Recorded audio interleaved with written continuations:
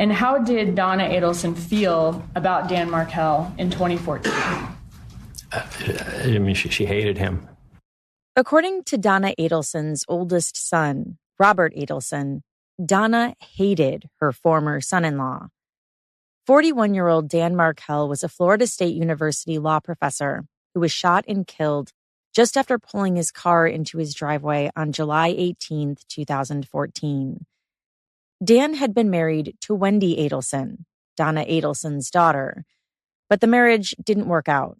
Wendy left Dan, and in July 2013, their divorce was finalized. But there were still plenty of things for Dan and Wendy to argue about through the court system, whether it was money owed, property the other still had possession of, or most importantly, the custody of their two young children, who were 3 and 4 at the time. One of their main points of contention, according to the prosecution, was a relocation motion that Wendy had filed, requesting permission to move with their kids to Miami, where her family lived. That motion had been denied with prejudice, meaning it could never be requested again. But after Dan was murdered on July 18, 2014, Wendy and the two children did move to Miami, just days later, in fact, to be with Wendy's family, which included her mother, Donna, father, Harvey, and older brother, Charlie. After a rigorous investigation by the Tallahassee Police Department, along with the FBI, 2 hitmen from Miami were arrested and charged with Dan's murder in May 2016. One of the hitmen, Luis Rivera, pleaded guilty and agreed to testify against not only the other hitman, his best friend Sigfredo Garcia, but everyone else the state prosecuted in connection with the murder. According to Luis, Sigfredo got the job from the mother of his 2 children, Catherine Magbanoa. In turn, Sigfredo had asked Luis to help. The murder was in Tallahassee, and they were going to be paid $100,000, split 3 ways. As for the connection between Catherine Magbanoa and Dan Markel, Catherine was dating Charlie Adelson, Wendy Adelson's brother, at the time of his murder. After Luis Rivera pleaded guilty and was sentenced, Sigfredo Garcia and Catherine Magbanoa were tried together in October 2019. I covered this trial in episode 93. Sigfredo was found guilty, but the jury was hung on Catherine. Then, just weeks before Catherine's retrial, Charlie Adelson was arrested and charged with the murder. Catherine went on to be found guilty in May 2022. I also covered that trial in episode 204. Charlie was tried in October 2023, and he was also convicted. I covered that one in episode 258. 1 week after Charlie's conviction in November 2023, his mother, Donna Adelson, was then arrested. And just days later, she was stopped by law enforcement on the jetway in Miami International Airport, where she was boarding her one-way flight to Vietnam. And she was then charged for her participation in the murder of Dan Markel. Donna's trial started in August 2025. A lot of it contained testimony that those of us who have been following this case and all the arrests and all the trials are already familiar with. So I'm not going to go into that too much more than what I already have stated thus far. If you want a more complete background on this case, please check out the prior trials I covered in my prior episodes. Today, we'll go over the testimony the state just presented against Donna. And as those of you who have been following this case closely know, oftentimes these prosecutors have, whether intentionally or not, given us some major clues about whether we can see even more arrests in this case in the future. And so, will we see more arrests? On July the 18th of 2014, he was brutally murdered in his driveway. Isn't that true? That is true. And you testified on direct that anybody in your family that had anything to do with it should be held responsible. Isn't that correct? Yes. And that includes you, doesn't it? Anyone who's responsible. This is Jillian in partnership with Law and Crime. You are listening to Court Junkie.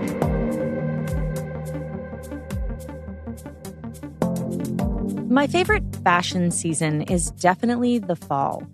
Think tights, long boots, leggings, and cozy sweaters. Fall style is all about layering, and for me, there's no better base than high-quality, comfortable shapewear. Today's episode is brought to you by Honeylove, the brand redefining modern shapewear with real comfort and serious support. Honeylove's shapewear isn't like other shapewear I've tried. Its targeted compression works with your body and not against it. So you get sculpted support where it counts, but it's not so tight to where you can't move.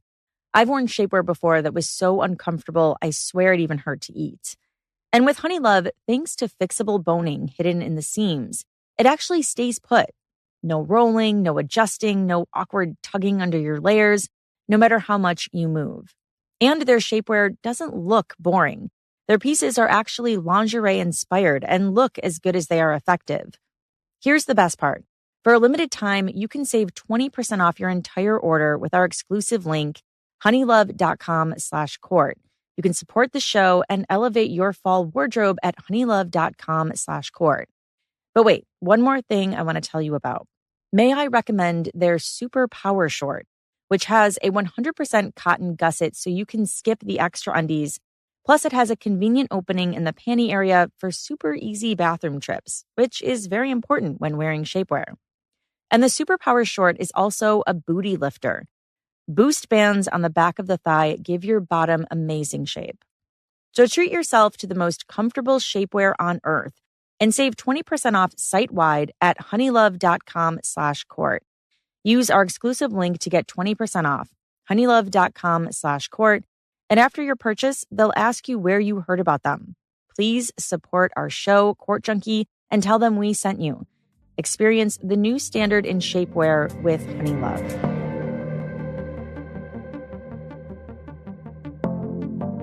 According to prosecutor Sarah Catherine Dugan in her opening statements, part of the investigation into Dan Markel's murder included following the money in this case. Investigators saw that in the months after the homicide, Sigfredo Garcia, Luis Rivera, and Catherine Magbanua all acquired some big-ticket items. Not only that, but Catherine was curiously receiving checks from the Adelson Institute. About 2 months after the murder, this defendant added Catherine Magbanua to the payroll at the Adelson family's dental practice, the one that she kept the accounts for, the defendant kept the accounts for. And the defendant started issuing her regular checks from their business account every 2 weeks, despite the fact that she did not work there at the time. Magbanua didn't work there. Law enforcement noticed that each one of the 44 checks that were written to Catherine Magbanua every 2 weeks over the course of the next 2 years after the murder were signed by this defendant, Donna Adelson. When looking at the communication patterns in this case, Prosecutor Dugan said the phone calls always went from Donna to her son Charlie, and then from Charlie to his girlfriend Catherine, then from Catherine to Sigfredo Garcia, and then back the other way. Like train cars. They only seem to touch the car directly in front and directly behind them. The defendant never calls her son's girlfriend, Catherine Magbanua, or the shooter, or vice versa. Charlie Adelson never calls the shooter, or vice versa. So, if this is a murder for hire conspiracy, as law enforcement suspects, could it be that the defendant and Charlie Adelson are wisely insulating themselves from the actual shooters by having Magbanua act as the middleman? Law enforcement decided to launch an undercover operation designed to clarify who are the members of this conspiracy and how information was traveling within the conspiracy. Prosecutor Dugan told the jury how police applied for and were granted permission to listen in real time to the phone calls of Charlie Adelson and Catherine Magbanua. At this point, it was April 2016. Charlie and Catherine had broken up and had been for over a year. Catherine was back together with Sigfredo, and Charlie had many other girlfriends, but the two remained close friends in regular contact. Lewis was in prison doing time on an unrelated charge. Prosecutor Dugan said Donna, by then, was happily taking care of her grandkids every day. So all the members of this conspiracy have presumably gone on with their lives, believing they've gotten away with murder. So what reason would they have to be discussing the murder at that point if police are listening in? They wouldn't. So police needed to stage an event that would generate some conversation, some activity between the members of the conspiracy so they could see who the members of the conspiracy were. Their plan was to send an undercover agent posing as someone on behalf of Luis Rivera. He was the hitman who was incarcerated by April of 2016, to walk up to the defendant, Donna Adelson, on the street. There's a fly right in front of me that won't leave me alone. To walk up to Donna Adelson on the street and try to blackmail her for money. Law enforcement refers to this as a bump. So this undercover agent posing as a blackmailer, and this is an actual picture from the surveillance cameras, that this is the undercover agent passing a piece of paper to Donna Adelson back in 2016. This undercover agent is posing as a blackmailer. He hands the defendant a piece of paper, and on the piece of paper is a news article about Dan Markel's murder. And written on the piece of paper is a phone number and the amount of $5,000. He tells the defendant that he knows the Adelsons are taking care of Katie, and he's basically there to blackmail to get more money out of them or out of her on Rivera's behalf, to even things out, because he knows they're taking care of Katie. He never says Charlie Adelson's name or anything about Charlie Adelson to Donna Adelson. The defendant then puts the piece of paper in her purse and walks away without ever looking at the piece of paper, because she knew exactly what it was about. She said afterwards, the investigators started listening in to see what would happen. Will the defendant go straight to the police to report the blackmail? Or will she do something else entirely? And as suspected, based on the previously observed communication pattern, the first person that this defendant calls is Charlie Adelson, despite the fact that the blackmailer never mentioned Charlie Adelson to her. On that first call, you would think the first thing that Donna Adelson would say to Charlie Adelson is, "Oh my God, it's so crazy. Some man just came up to me, handed me an article about Danny's murder, and he's demanding money from us." But she never says any of that. In fact, the defendant never says Dan Markel's name at all. Instead, she tells Charlie Adelson that she needs to talk to him in person about some paperwork that was just delivered to her.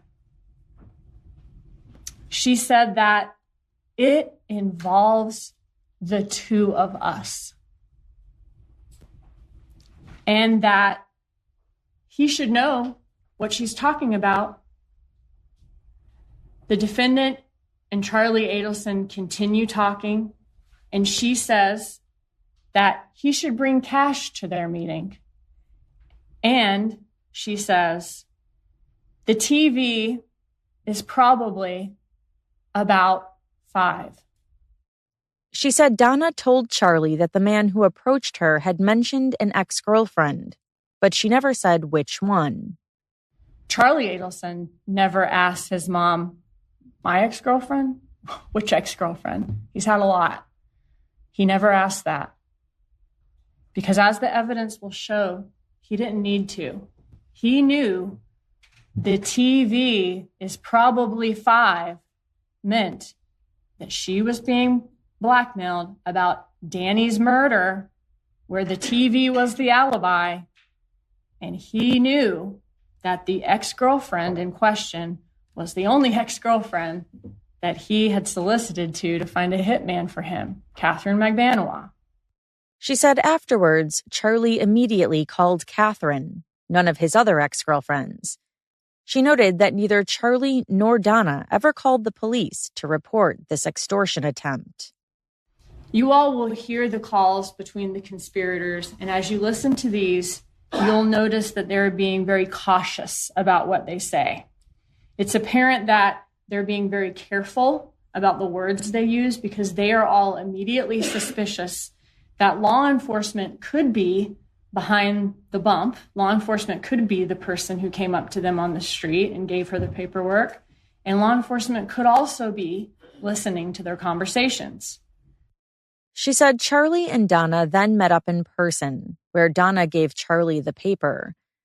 Charlie then met with Catherine at a restaurant called Dolce Vita, while an undercover FBI agent recorded their conversation from a seat nearby.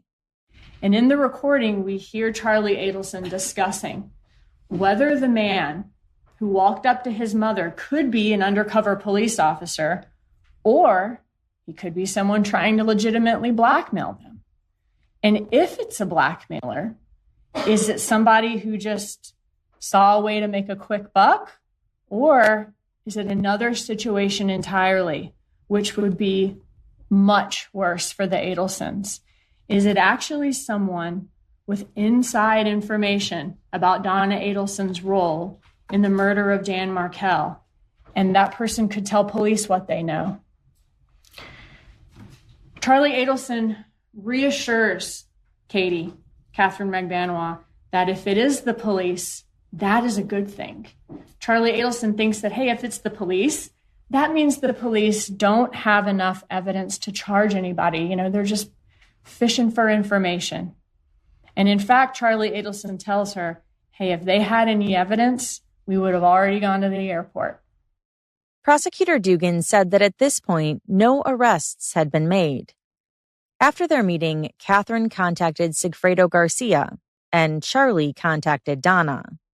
And in the series of recorded calls that y'all are going to hear later this week, you'll hear these conspirators talking and using words like TV, relationship advice, false leads, listings, patients, properties, clients, rap songs, CDs, pigs, all these terms that are obviously normal words, but they're used in context that, if you're listening to the conversation, don't make sense.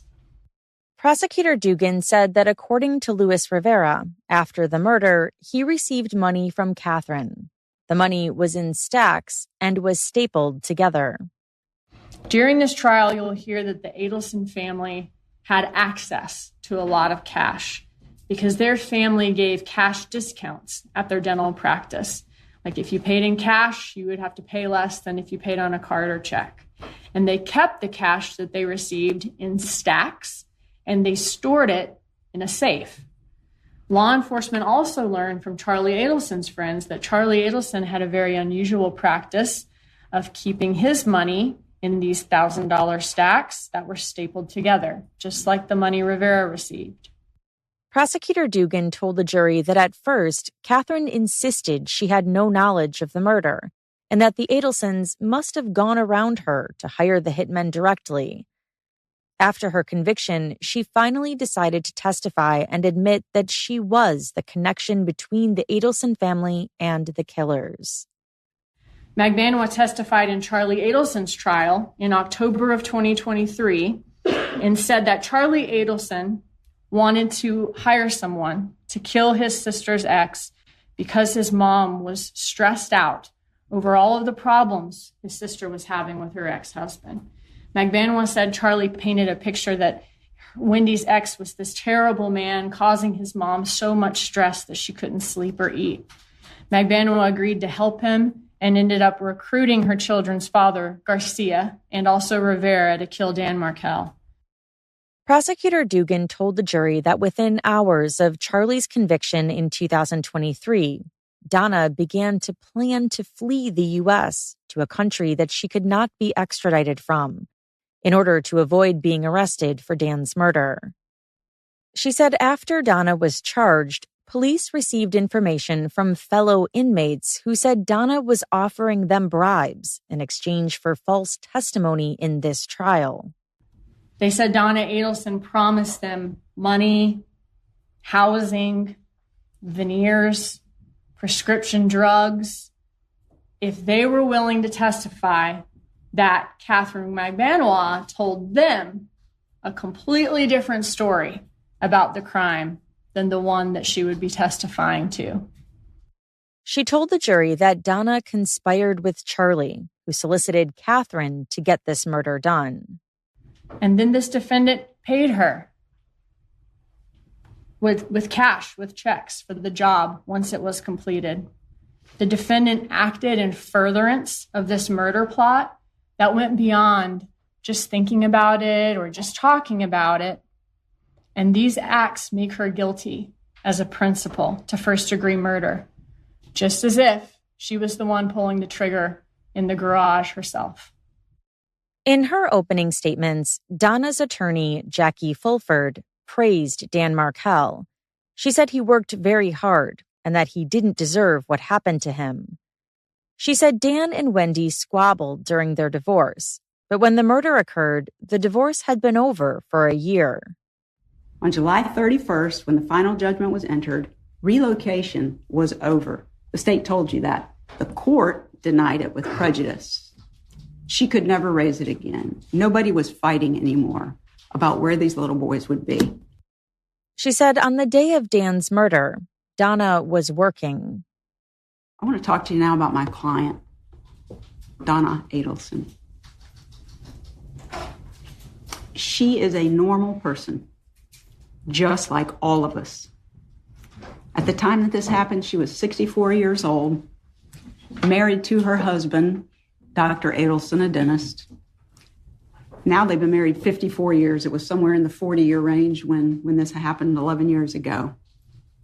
And she got up in the morning and went to work, not at her and Harvey's business, like you were just told.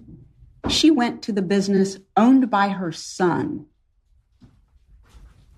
Every morning, they got up and they went to work. She did the books. She kept the books. She greeted patients. She got charts out. At 7:30 every morning, she was there and organized and had everybody ready to go because they had a little staff meeting. So everybody could know what to expect, what patients they were going to see, what they were going to take care of. She was there working, sometimes late into the evening, just like all of us. She's a normal person. People who know Donna will tell you that she is not the person that the state is portraying her to be. She's kind, caring, loving. She cares more about people than she does about herself. She said much of what the state said they can prove. Like Sigfredo Garcia and Luis Rivera were the killers. Catherine Magbanua was the one who set it up and paid them the money. The money was in stacks and was stapled, which was exactly what Charlie did with his money. That on July 19th, 2014, Charlie gave approximately between $130,000 and $138,000 that he had in his safe to Catherine. They can prove and have that he paid her to get them to kill Danny Markel. That's what they can prove. And they've done it 1, 2, 3, 4 times.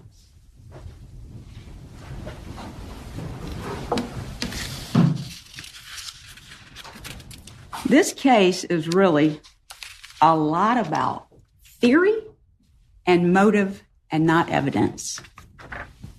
The state has a theory, and for the past 9 to 11 years, in fairness, probably 9 years, they have told the whole world that Mrs. Adelson was the reason that this happened. Mrs. Adelson was the reason that this happened. They've told this story, and it's outrageous. It gets people's attention. It's made a lot of money for the media, interviews, specials. Some people in jury selection said they had watched these specials.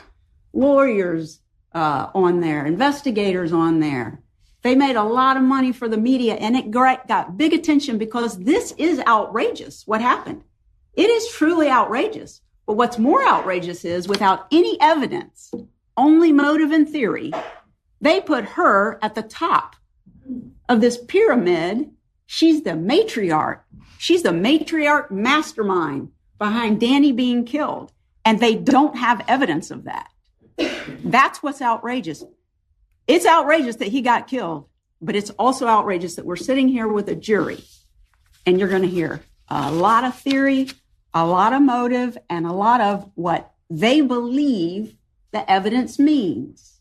They don't get to decide that. The evidence is what the evidence is. And I ask you to patiently sit here and really pay attention to all of the evidence that you hear, every witness that they put on, every piece of evidence that they present to you, all of it.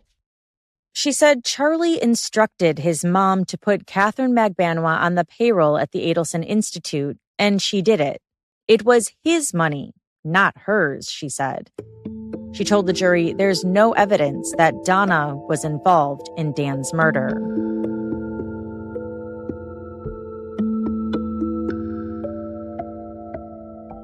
Now retired investigator Craig Isom took the stand on day one of Donna Adelson's trial. He was asked about interviewing the people closest to Dan Markel as part of the initial investigation. He said he approached Wendy Adelson at a restaurant in Tallahassee on Market Street, a little bit after police responded to the shooting at about 2:15 in the afternoon. What did you say when you approached her? I told her that I needed to discuss something with her in private. She was with two other individuals at the table. Two ladies having lunch?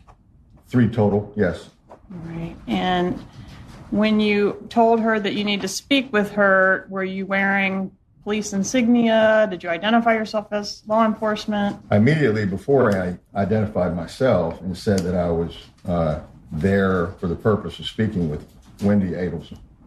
Okay. And I had my badge on that was readily identifiable as a police officer. All right. And did you reassure her that she wasn't in any trouble? Did you? Yes, I got her to step away from the table she was eating at, approximately 10, 15 feet out of earshot of the other two individuals that were sitting at the table. And I told her that I needed to discuss with her something that happened with her ex-husband and that her children were not involved. I reassured her because the children had already been checked on. They were still at the daycare and they were fine. As part of this approach of Wendy Adelson, were there any handcuffs involved? No. Any Miranda rights read? No. Any use of force at all? No. She was not detained or under arrest? No. At any time, did you tell her she was a suspect in anything? No. Was she a suspect in anything at that moment? No. At any time during your interview, did you do anything that would treat her as a suspect? No. In fact, you told her several times in the interview that she was not a suspect. Isn't that right? I did. He testified about how contentious the divorce and post-divorce proceedings were between Dan and Wendy, and how Wendy would forward Dan's filings to Donna. One was referred to by the prosecution as the grandma motion. What is the gist of what it is that Dan Markel is requesting? He does not want Donna Adelson to have unsupervised contact with his children. Why not? Because of the statements that are made in here and that was shown in the court filing, that the children reflected that Grandma says you're stupid. Grandma says she hates you. In emails from Donna to Wendy, Donna referred to Dan as an asshole, a major fucker, and she stressed that Wendy's relocation efforts to Miami were very important. In June 2013, 5 days after the relocation motion by Wendy was denied, Donna proposed another plan to get the kids to be able to relocate to Miami. So this is done after the court's ruling. Correct. And relocation is still being discussed. Yes. Okay. What does she suggest? She suggests that the children between Wendy and Dan start attending, or heard at least the ruse of them going to a Christian church or a Catholic church. And to take pictures of it and send it to Dan Markell, right? Yes. To strong-arm him into agreeing to the relocation, right? Correct. Coercion. Did Donna Adelson, the defendant in this case, suggest a bribe to Dan Markell to cause him to allow these kids to be moved to South Florida? Yes. Draw your attention to tab W. What is the proposal in reference to this bribe? $1 million. $1 million. Yes. Luis Rivera, one of the hired hitmen, also testified on day one of Donna's trial. Luis had pleaded guilty to second-degree murder in this case and is currently serving out his 19 years in prison. And what was the purpose of this murder as you understood it? That they wanted the kids. Who wanted the kids? Wendy. Okay. And did you understand that you were killing the father of the kids so that Wendy could have the kids? Yes, ma'am. Have you previously referred to a dentist being involved? Yes, ma'am. Who was the dentist? Charlie. And how was he related? Katie's boyfriend, side piece, whatever you want to call him. All right, so Katie was the wife of Garcia, but also the girlfriend of the dentist? Yeah.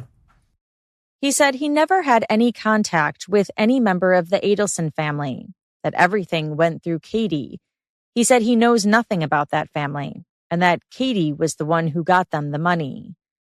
He testified that when they went to Tallahassee, Sigfredo had a piece of paper with a picture of Dan Markell on it and the address where he lived. He and Sigfredo went to Tallahassee once in June 2014 and then again in July. They rented a car both times. He said on that first trip, they just followed Dan around, but ended up not killing him. Prosecutor Georgia Kappelman asked if there was a reason the murder was done on that day that it was, in July. I believe so. I believe he was about to leave. Who was about to leave? Markell. About to leave town? Yeah. How did you get that information? I got it from Tudo. Where did he get the information? From Katie. How did she know? Wendy. You think Wendy talked to Katie and told her Dan Markell's travel plans? Yeah. Were you present for that No. phone call? Okay. But somehow you learned that Dan Markell was leaving town the day after he was killed. Yes, ma'am. So it had to be done that day or he'd be gone. Yes, ma'am. Okay. And that came through Garcia to you from Katie. Yes, ma'am. And when you say Wendy, did you know who Wendy was at the time that all this happened? No, ma'am. Okay, but you did know there was a lady that you were helping get some kids back in Tallahassee. Yes, ma'am. Investigator Jason Newland was tasked with looking through documents and digital evidence to prove that Donna Adelson was aware of certain filings from Wendy and Dan's divorce. In September 2012, for example, Wendy filed for divorce. On September 9th, 2012, Wendy emailed her mom about that filing. In another motion, Wendy announced that she would be switching attorneys. Prior to that, there were emails from Donna indicating that she was aware of the attorney change. In another email, Donna had crafted a draft email for Wendy to send to her new attorney. In December 2012, Wendy filed Wife's Answer to Husband's Counterpetition for Dissolution of Marriage. Wendy forwarded it to both Donna and her father, Harvey. Also in December 2012, Wendy sent another motion to Donna, amended petition for dissolution of marriage, and request to be allowed to relocate with the minor children. Wendy wrote in the email, "Here it is, let's edit."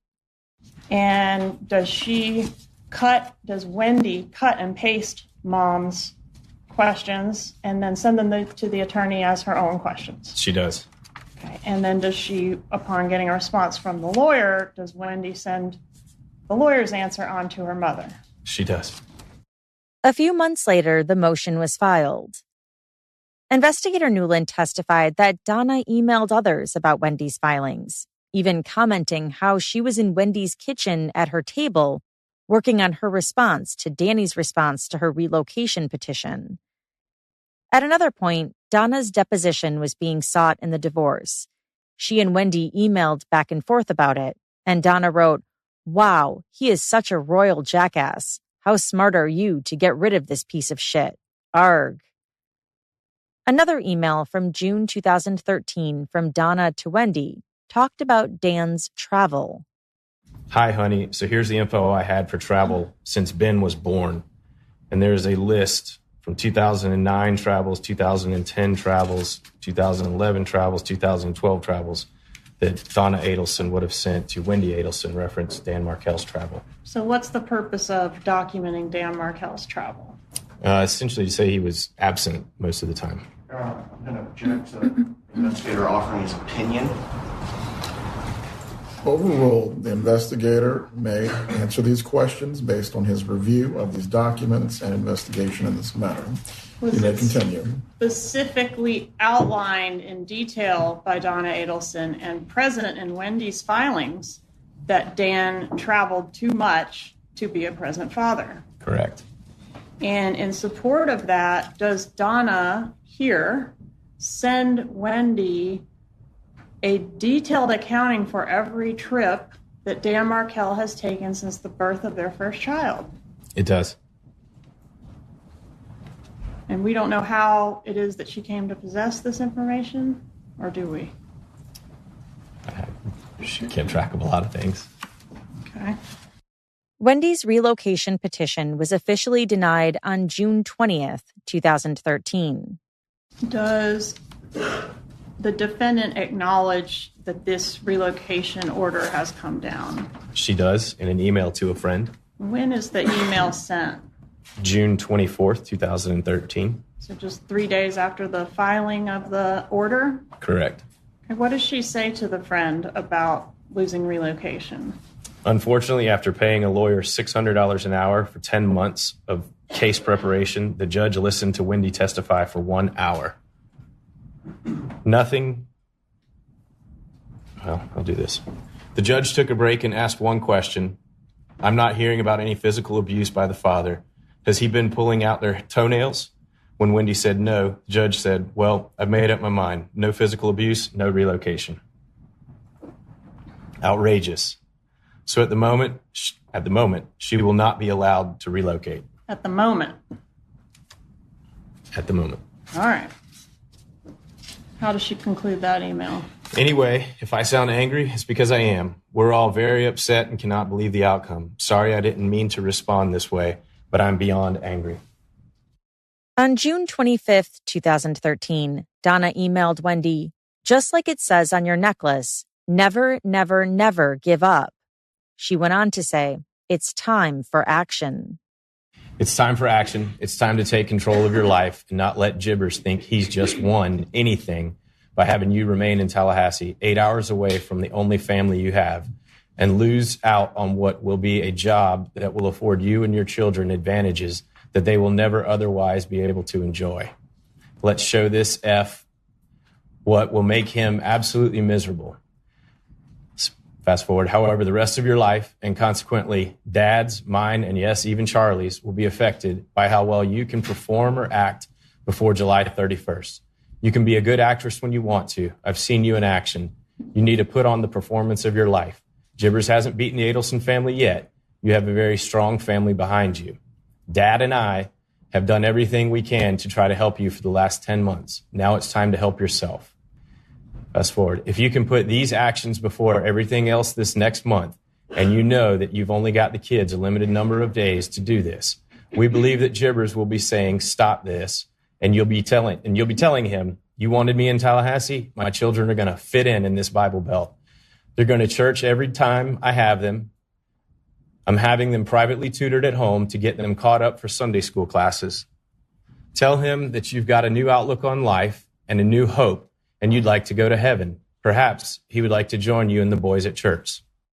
Donna then went on to detail a plan of action, saying to take a photo of their two boys dressed nicely at the front door or by the sign of a Tallahassee church. Then change her Facebook status photo to that one so everyone will see. Perhaps a line under the photo with "New Beginnings in Tallahassee" might be nice, she wrote. She also told Wendy to arrange for a tutor to come to the house to teach the boys about Jesus, telling her that if she doesn't have time to do that, Donna will happily do it for her. She also said, "Let Jibbers know that your children will be baptized in the Catholic Church." She said she has already looked into it and a baptism can be arranged in 2 weeks. Donna wrote in all caps, "Take control from him. Get to him psychologically. He's going to want you to stop this." She then wrote that she was planning on making a financial offer to Dan to allow the relocation. Then, "It's time for you to show us that you can put on the performance of your life for the next few weeks." She signed it, "Love, Mom and Dad," but investigator Newland noted that there were multiple references to Dad and I throughout the email, so it came from Donna. On October 31st, 2013, Halloween, in another filing, Wendy alleged that Dan hadn't paid her what he owed. Dan responded, and Donna and Wendy exchanged more emails. Donna wrote, "Something has to be done with this asshole." In February 2014, 5 months prior to the murder, Dan offered to settle. And what is he saying about the settlement? One of the suggestions is neither party will seek to relocate in the future with the children without the consent of the other party. If the offer above is not accepted by the deadline, then it fast forward, Mr. Markell will file his motions and memoranda and supporting documents that detail how Ms. Adelson failed to disclose substantial assets in violation of the Florida rules and the master settlement agreement. How Ms. Adelson fraudulently induced the settlement, how she made numerous instances of demonstrably false testimony before the court and under oath in deposition, how she ignored court orders, discovery requests, and made false responses to the latter. And Wendy Adelson was a lawyer, member of the Florida Bar at the time, right? She was. May still be, I don't know. Okay, go ahead. If this offer is not accepted by the deadline, Mr. Markell will file his motion and memoranda of law and supporting documents, and these will allege, and with other evidence, demonstrate that Ms. Adamson engaged in misconduct, including but not limited to filing a frivolous petition to relocate that had already been deemed impossible to win by another board-certified lawyer, standing by silently while her client divulged privileged attorney-client information, advising Ms. Adelson to interfere with Mr. Markell's parental rights. And I think there's one more, yeah. And becoming a willing instrumentality of or participant in Ms. Adelson's financial misconduct related to the disclosures and discovery process related therein. So he's going after Wendy and he's going after her lawyer as well, right? That's correct. Wendy also forwarded this motion to her mother.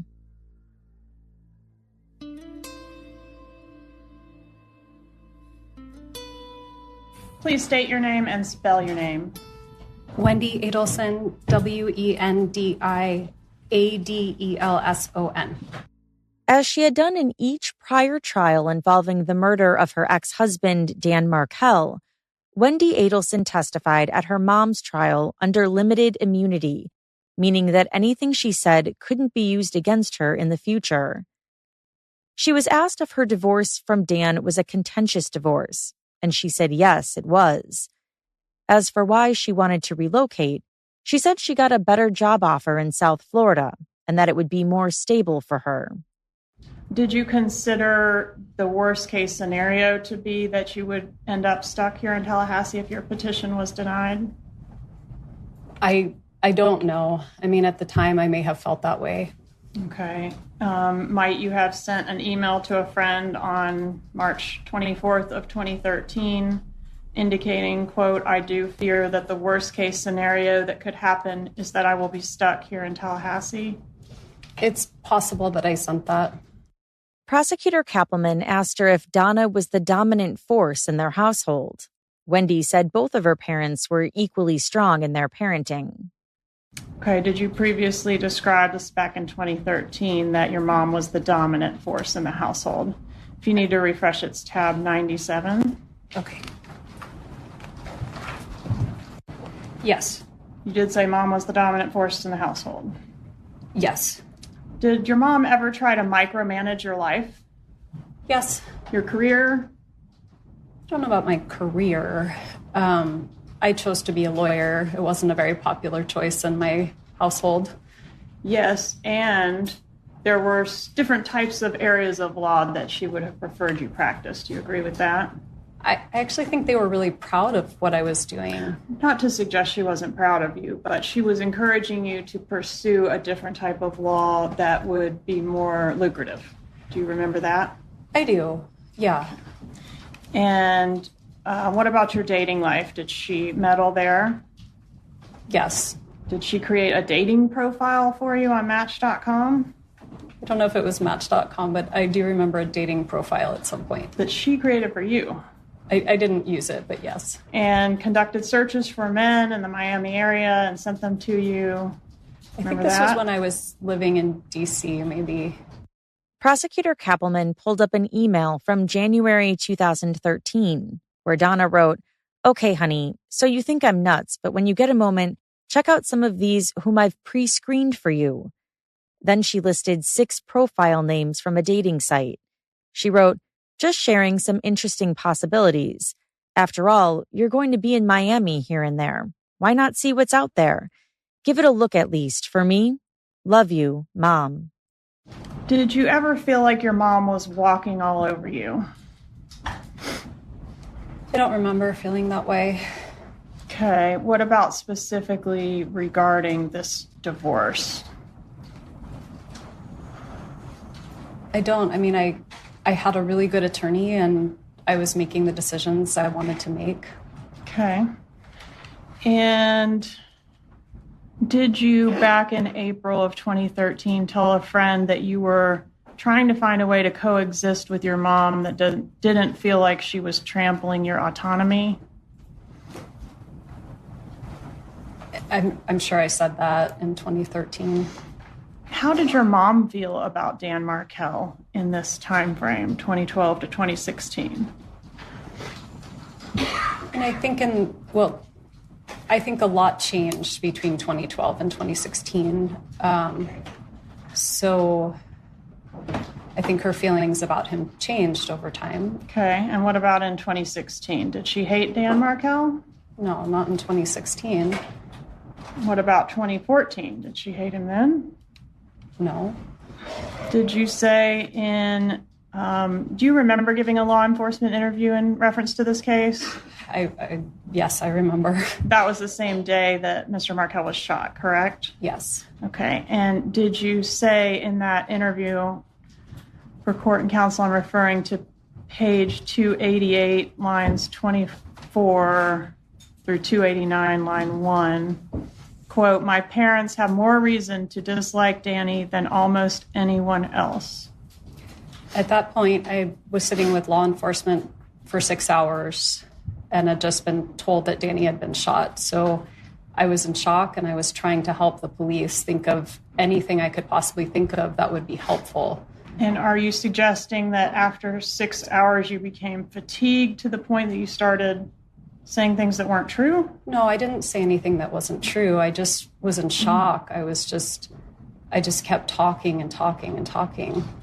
She was asked if at the time of Dan's murder, Donna was angry at Dan. Wendy said yes. Did you ever refer to your ex-husband as the Dark Lord? I don't remember saying that, but I certainly might have. Did you refer to your ex-husband as Jibbers? I did. What is the meaning of Jibbers? Jibbers was just a silly name that a friend helped me come up with to basically make him feel less scary. It was nonsense. Did it reference Jew in boots? That I don't remember.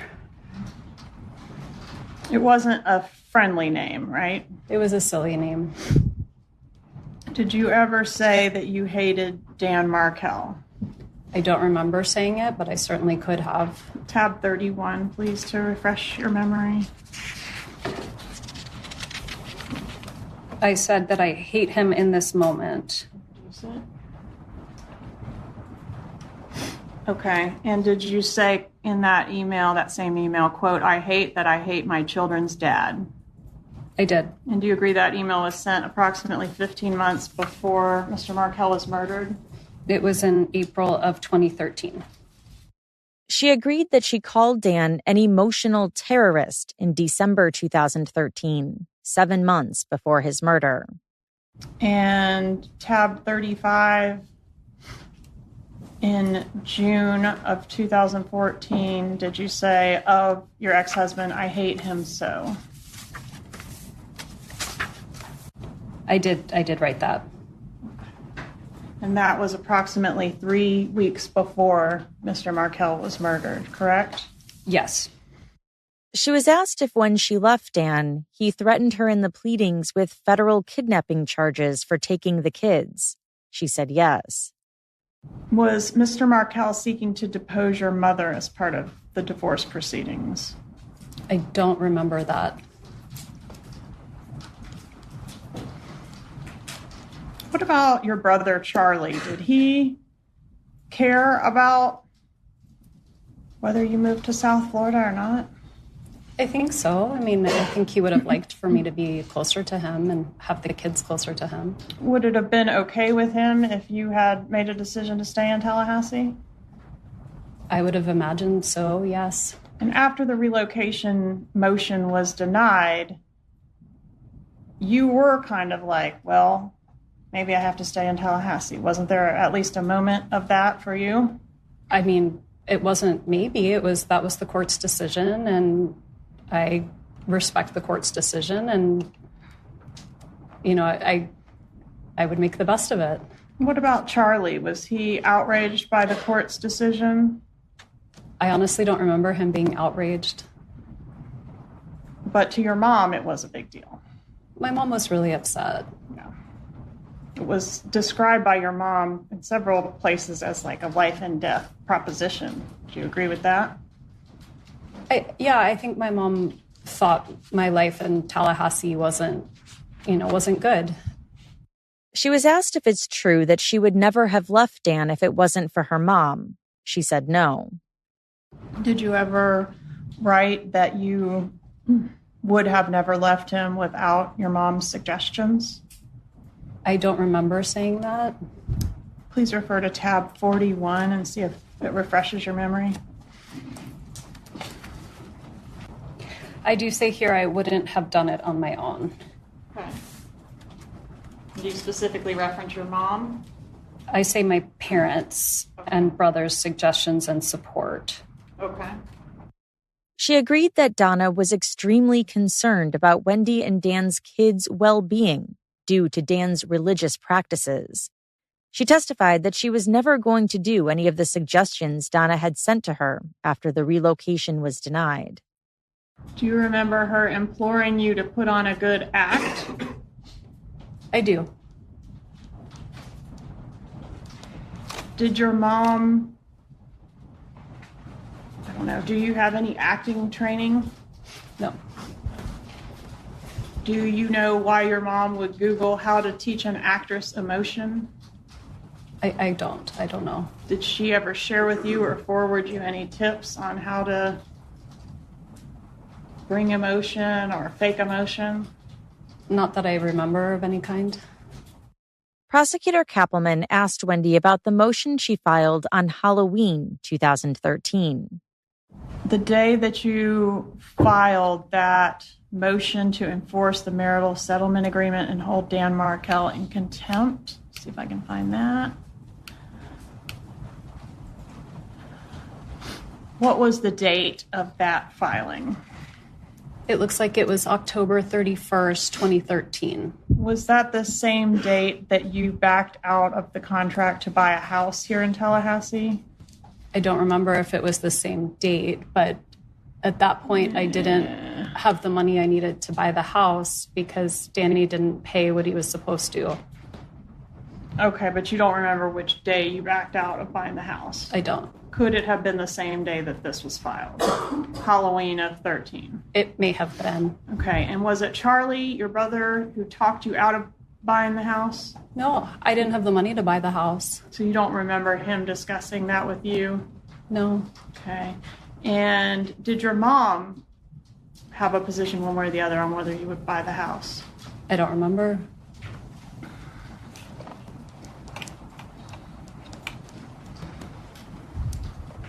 The image that I just had up there, was this image sent to you on October 31st? How did this get onto your cell phone dated October 31st? It looks like something my brother would have sent me at some point. I don't remember if it was what day it was, but I remember seeing that picture. Okay, do you have any reason to dispute the metadata associated with it on your phone? No, ma'am. Okay, and you recognize your brother in this photo? I do. And who's the woman he's pictured with here? Katie. Is that Catherine Magbanoa? Yes.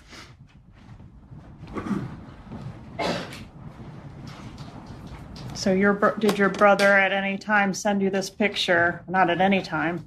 Did your brother on October 31st send you this picture and basically tell you not to buy the house because you weren't going to be living in Tallahassee much longer?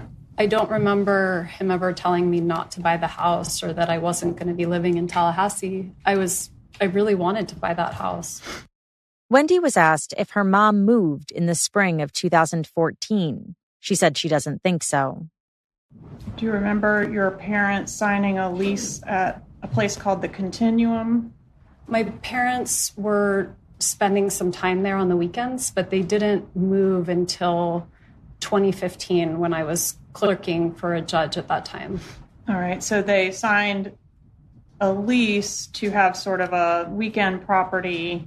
Was that in South Beach? Yes. Okay, and that does March of 14 sound right for that? I don't remember when they signed a lease there, but it's possible.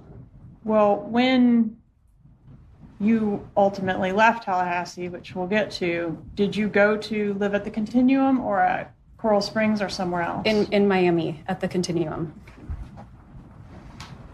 And do you know why they chose to move into the Continuum? I mean, this is about 3-4 months before the murder. My brother had a girlfriend that lived there, and he really liked the property, and he thought maybe my parents might like to retire there. So he was suggesting that they start trying someplace other than Coral Springs to retire. And did your mom add you as a resident to the Continuum on May 16th of 2014? I don't remember that, but the Continuum, the apartment complex, had very high security. Mm-hmm. And so it may have been that if you wanted someone to come and not be considered a guest, they had to be considered a resident. Okay, tab 95, please. And the question is, would you have been considered a resident as of May 16th of 2014? And I don't know. So you want me to see whether on this document I was added as a resident? Yes, ma'am. It looks like I was added and my brother were added. And then my other brother was the in case of emergency. And it was in April of 2014. April of 2014. Okay, so about 3 months before the murder? Yes. And that was just so that you could come and go whenever you were visiting? That was my understanding. In March 2014, the grandma motion was filed. Prosecutor Kappelman asked Wendy if she remembered why she never forwarded that motion on to her mother. Wendy said no.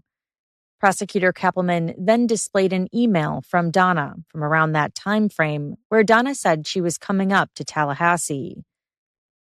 When asked about her brother Charlie, Wendy agreed he didn't like Dan and that he had joked that he had gotten her a new TV as a divorce present because it was cheaper than hiring a hitman. That same TV was being repaired at Wendy's on the morning of Dan's murder. And on the morning of the murder, did your mom text you about the TV repair guy being on the way or coming to your house? She did. I didn't buy the TV, and the TV had an insurance policy that came with the Geek Squad help. So I think they reached out to her first, and then she let me know that they were coming. The TV was under warranty, right? I believe so. But the damage that you had was not covered by the warranty, was it? I don't think so. Okay. And do you recall how long the TV repairman was at your house? I don't. It was a reasonable amount of time, so maybe an hour or so. And why did it take an hour to determine that the TV couldn't be repaired or was not under warranty? I don't know. I don't know a lot about AV equipment. And the TV repair guy, well, I guess I should ask, were you upset, crying and upset during the time that the TV repairman was there? I don't think so. Were you particularly upset about the TV, the fact that the TV couldn't be repaired? I don't think so.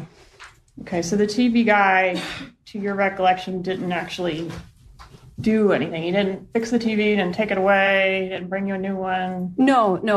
He was trying to fix it. I mean, I think he was trying to assess what the problem was and if it could be fixed, but it wasn't taken away. The problem was like an impact to the screen, right? It seemed to be that, yeah. Harvey Adelson's 70th birthday party was on July 5th, 2014, and Wendy said she went down to Miami to be with her family for his party. Much of Wendy's testimony was what we have heard from her before, how she met Catherine Magbanua twice, went to the beach with her in the weeks prior to the murder, her relationship with Jeff Lacasse, her driving by the crime scene after the shooting. For a little bit after noon, I was meeting two friends who I would frequently meet on a Friday to have lunch with. And so I went to run a few quick errands and then meet them for lunch. And on your way to meet the friends, did you have an occasion to go down Trescott? I was trying to turn down Trescott. That's where I used to turn and take just the road I was used to.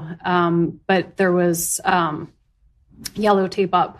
And so when I tried to turn, I couldn't turn. So I made a 3-point turn and kept going on Centerville. And so you encountered a police roadblock at that location? Yes. Okay, couldn't go any further because there was a police car and some yellow tape, right? Right. And that was, you were able to see that from the intersection there, or you actually turned onto Trescott? I tried to turn and then I couldn't go through, so I turned around and kept going. How far down Trescott did you proceed before you turned around? Just until the tape. Okay.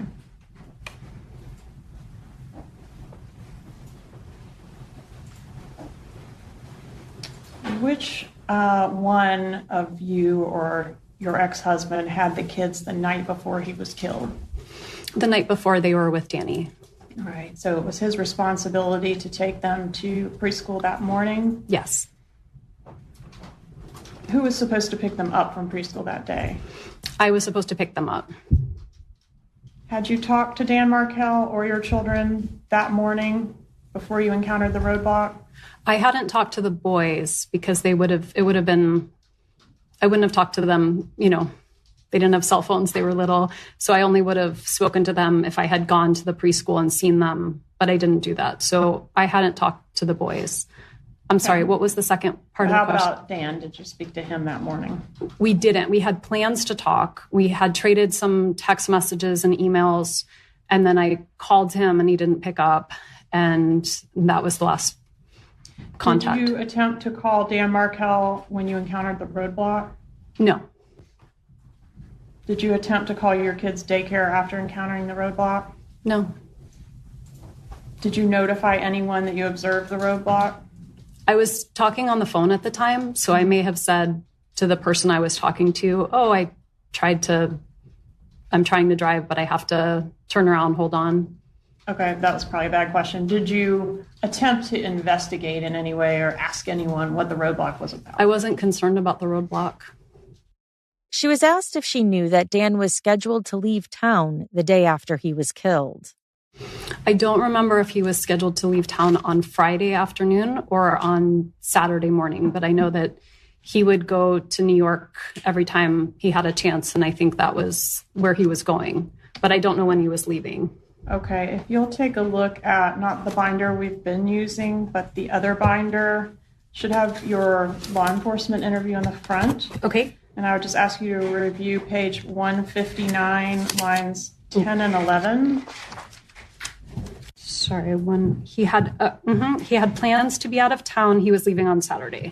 Okay. So it looks like I knew that he was leaving Saturday. All right. And you knew he was planning to go to New York. Yes. Okay. Do you know how, if the killers knew that he was leaving town the next day, do you know how that information got to them? I don't. Did your brother Charlie know that information?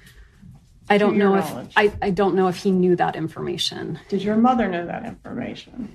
My mom usually knew our schedule, so she probably would have known that I was going to have the boys. Mm-hmm. I don't know if that means she knew he was going to be out of town, but she would have known that I had the boys. And didn't your mom keep meticulous track of every time that Dan went out of town?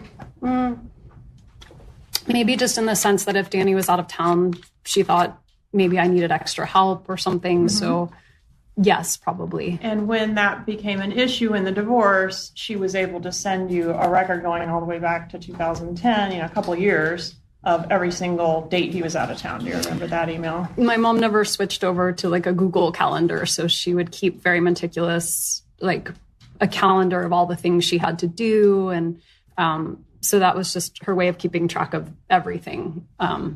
Not just this, but, every part of life. She's very detail oriented. Yes.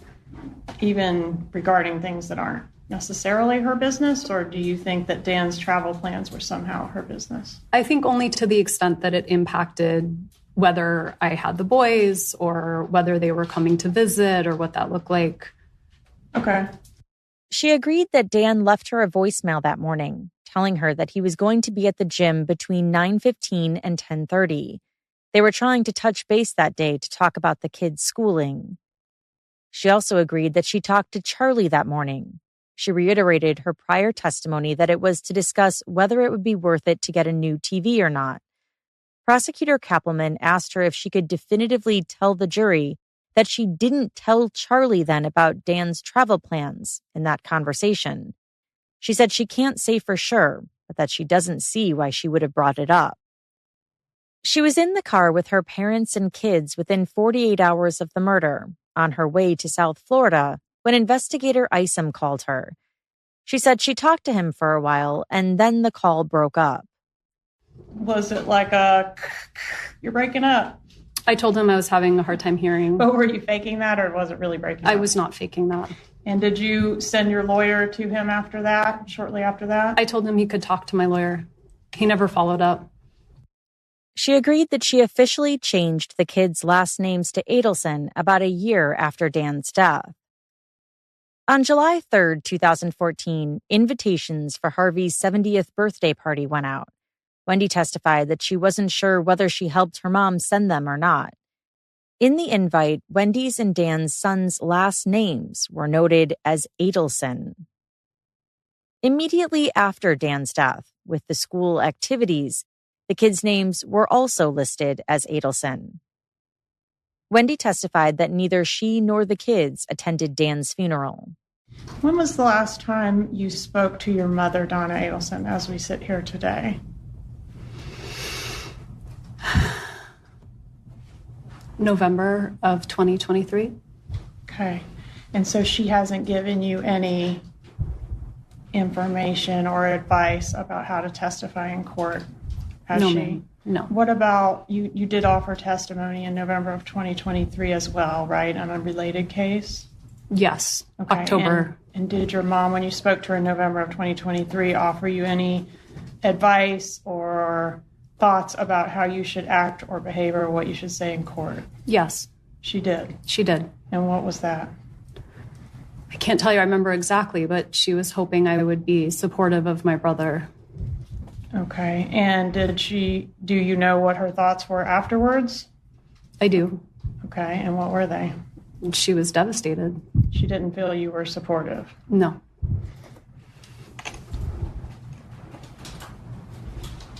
Were you in any way involved in the plot to kill your ex-husband? No. Did you maybe know it was going to happen but not know the details? I did not know it was going to happen, and I did not know any details. Did you provide any information, even unknowingly in hindsight, that you think could have been used to assist the murderers? I don't think so. I didn't provide any information. What information do you have regarding your mother's involvement in the plot to kill your ex-husband? I don't have information. But you do admit that your brother said he looked into hiring a hitman to kill Dan Markell. I don't. I admit that my brother made a tasteless joke repeatedly about buying me a TV because it was cheaper than hiring a hitman. But then someone did hire a hitman who did kill Dan Markell, right? Yes, that happened. She maintained she was not involved in any plot to kill Dan. Why did you tell investigator Isom in your law enforcement interview that you were worried the police, or you were worried, I guess, in the police car on the way to be interviewed, that you might be considered a suspect? Because I couldn't think of anything bad going on in his life other than the divorce. And frequently the ex-wife is a suspect. Were you treated as a suspect? I was not. But you mentioned 9 times in your law enforcement interview being a suspect, didn't you? I did, yes. On cross, Wendy was asked if she ever told her parents that she had stipulated to the relocation order being dismissed with prejudice. She said she doesn't remember. So, not knowing that it was denied with prejudice, your mother thought you still had an opportunity to get it up through your final hearing, right? I believe so. And so she kept writing these ugly things and giving you all of these ugly suggestions, right? She did write those emails. If you had told her you stipulated with prejudice, that's probably not what you wanted, Mom, but that would have been the end of it, right? I don't know. I would just be guessing.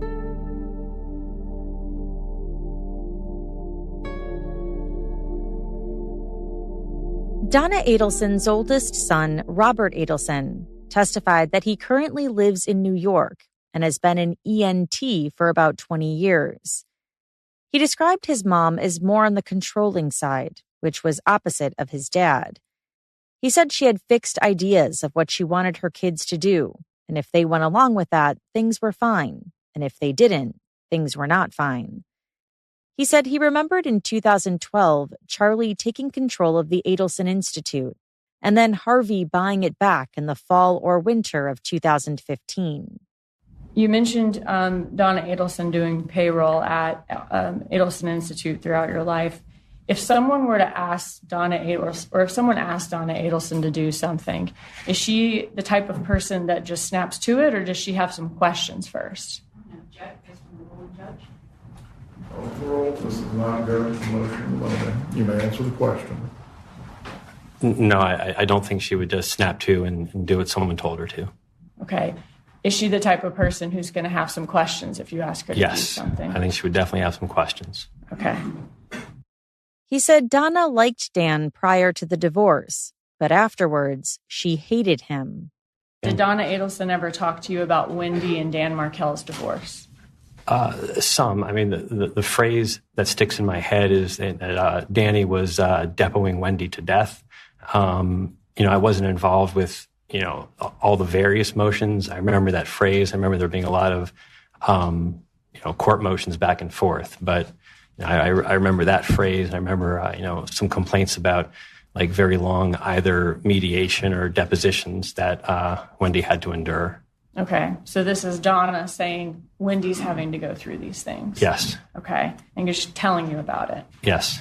What did Donna Adelson tell you about the plan for Wendy Adelson to leave the marriage? Sure. When she told me that that she had been in Tallahassee for several months. This is Donna Adelson had Yes. been? That she had been in Tallahassee for several months, renting a new place for Wendy, arranging for movers, moving money around and getting things set up. I only knew this after Wendy had moved out. But she was relating to me what had occurred over the summer. And so I heard this all at once, but, probably 5-6 days after Wendy had moved out. And then told me that somewhat gleefully or, pleased that they timed the phone call to Danny right before he was supposed to give a speech at the meeting he was at. During the summer of 2014, before Dan's murder, Rob got a text message from Wendy. Why was that memorable to you? It was just unusual. Wendy, never was someone who would, share her, romantic life or boyfriends or, tell me or, text me about anyone she was dating. So it just stood out as, unique or different. Okay, so I was asking you about this text that you received from Wendy Adelson. Can you tell me about this text? Sure. She texted me that she was going to Gainesville for the weekend, and this was 2014. So I last lived in Gainesville about 3 years prior to that. Mentioned that she wanted that I mentioned the name of Jeff. I asked who was Jeff. The response was my boyfriend. I responded I didn't know, and she said you wouldn't. I didn't hear it from the parents. She says they don't know. And so it just struck me as, and then she sent me some pictures of Jeff with her and the boys. It struck me as unique because she'd never shared the name or photograph of a boyfriend before. Okay, so members of the jury, as to the last question and response, you are not to consider the hearsay statement for the truth of the matter asserted. You may continue. Okay, so it was unusual for her to talk to you about boyfriends at all. Yes. But you also felt it was unusual that she's telling you about this boyfriend when even your parents don't know about him yet. Right. And she was closer to her parents at the time than you? Correct. Okay. What date was that text message sent? The very end of June, like 26 or 28 of 14, but that last weekend. He said it was so unusual that after Dan's murder, he felt compelled to tell the FBI about Wendy's secret boyfriend. As for Harvey's 70th birthday, he said there was no family gift, that his dad didn't like gifts, and that his mom had sent them all a text message stating that he didn't want gifts, just wanted to be with them on his birthday. He said the party was at the Continuum. It seemed like his parents were living there at the time. The party was not a surprise to Harvey. Nothing about it was a surprise, he said. Prosecutor Dugan asked him if there was ever a reason the party would be canceled, and he said no. He said he was at a meeting in Chicago when Dan was killed. He recalled getting a phone call first from Donna, and he asked if he could call her back later. He then got a text message from her that read, "Tragedy here, please call." He called her back and she told him that Dan was shot and that they took him to the hospital and that he didn't make it. Prosecutor Dugan asked if she was crying and he said no, she was very matter of fact. He spoke to her again the following day.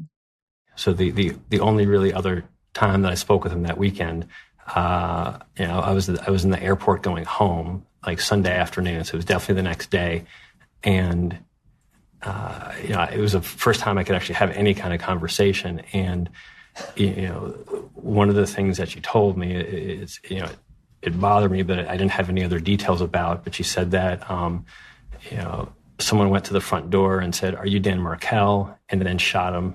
And then I said, "Well, how could you know that? Who's telling you that?" And she said, "Well, that's just what they're telling us." And okay. So she said someone told her that someone knocked on Danny's door, said, "Are you Dan Markell?" He said yes, and the shooter shot him. That's the story I heard. And, later we found out that wasn't what happened. But that story bothered me a lot because there's only one way you could hear that story. Was she crying when she told you that information? No. He said the FBI contacted him after Dan's murder, and he gave them an interview. Later that afternoon or the next day, he talked to Donna. And she called me and said, I just want to let you know, if the police come around, don't talk to them. Okay, so she told you not to talk to law enforcement. Correct. Did you let her know that you already had talked to law enforcement? Yeah, I said I already did. What'd she say to that? She said, "Oh, well, you don't know anything anyway." You don't know anything anyway? Correct. Was that an unusual statement coming from your mother? Yeah, it just, I mean, everything that week was unusual, but I mean, I clearly didn't know anything, but I wasn't going to not talk to the FBI if they show up at my house. He was asked if Donna ever seemed curious about who murdered Dan, and he said no, nobody seemed curious. Yeah, Did you actually ever ask her, like, after the murder, like, hey, like, what do you think happened? What do you... Yeah, and, you know, the conversations were kind of rerouted, or that was certainly discouraged, and it was probably like maybe sometime like mid-August, you know, when I finally had a chance to ask and say, you know what is going on? This was not a small event. This was getting a lot of notoriety. And I said, what do you guys think happened? And she had said, I don't know and I don't care. It doesn't concern me. Was that out of character for her to not be curious and not be asking some questions? Yeah, I mean, it was an unsolved murder of, my former brother-in-law, like someone that we all know very well. I mean, if it was like some neighborhood gossip, people would be interested. This was like national interest, and nobody had any curiosity about, who did this to Danny. After that, Donna would avoid talking to him about it. He said the conversation would be rerouted if he brought it up. When Sigfredo Garcia and Luis Rivera were arrested in 2016, he said he and his wife were wondering if they should call his parents and talk to them about it. They decided his parents would surely call them, but they didn't. 2 days later, Donna and Harvey called them to wish them a happy anniversary. And when she called you, was she telling you the good news that Danny's killers were arrested?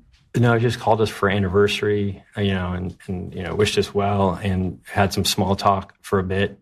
I kind of let it go for a little bit. I mean, this was not small news. And so I finally broached the topic and said, they found the guy, they arrested someone who killed Danny. There's no response. And then I said it, at least 2 or 3 times that, they made an arrest. They got the guy who killed Danny. Yeah. And then her response was, I've got to go. And then did she hang up the phone after that? Yes. And did you ever talk to her about it again, ever after that? No. That was the last time he spoke to her. And that's all for part 1. Next time, we'll get into more testimony from the prosecution's case, including Wendy Adelson's ex-boyfriend, Jeff Lacasse, and Catherine Magbanois. We'll also get into the defense's case, and finally, the verdict. Mrs. Adelson, control yourself. Thanks again for listening. Until next time.